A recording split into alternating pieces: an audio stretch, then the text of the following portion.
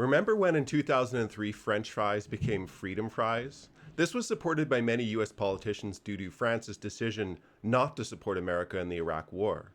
In the context of a war where people are giving their lives, it all sounds pretty silly. But turns out there's a long history of this, and it was particularly popular during World War I.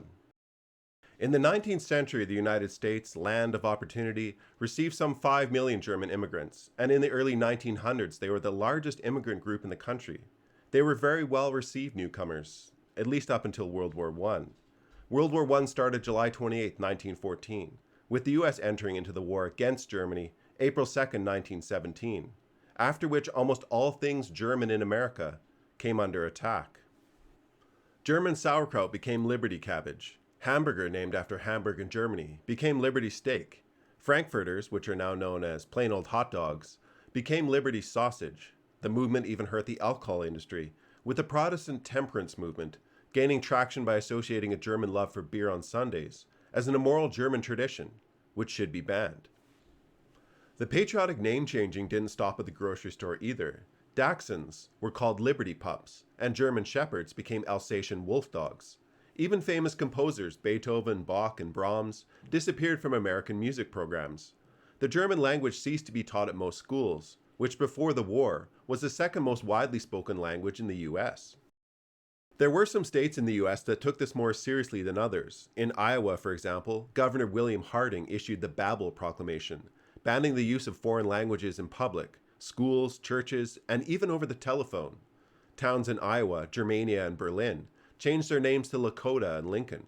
The city of Davenport in Iowa had 250,000 residents, of which almost one-third were of German descent. The town became a flashpoint of anti-German sentiment.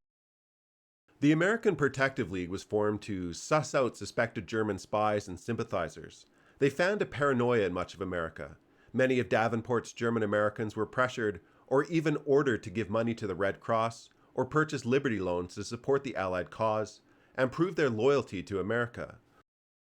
Of course, many Americans with German heritage did so willingly, and were quick to disassociate with the Kaiser and World War I Germany. There was also a growing uneasiness amongst German and ethnic communities to be extra patriotic, in part because of the enemy alien registry. This was created shortly after America's entry into the war.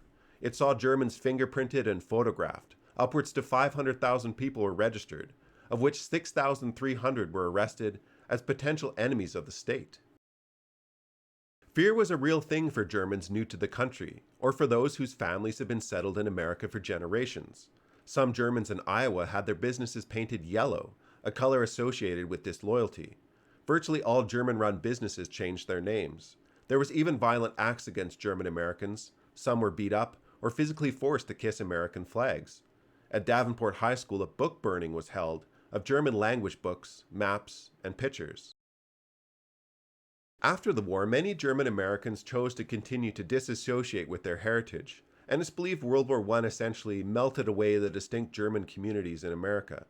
During and after the war, there was criticism about the effectiveness of private citizen intelligence organizations like the American Protective League and the Anti-Yellow Dog League, which was the parallel youth organization composed of schoolboys over the age of 10.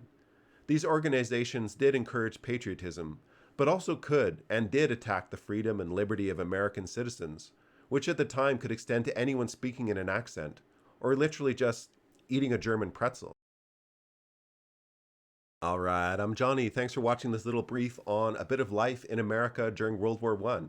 Remember to care for your neighbors, and we'll see you next time. Oh, and remember to like the video and subscribe if you want to help me out. We'll see you next time.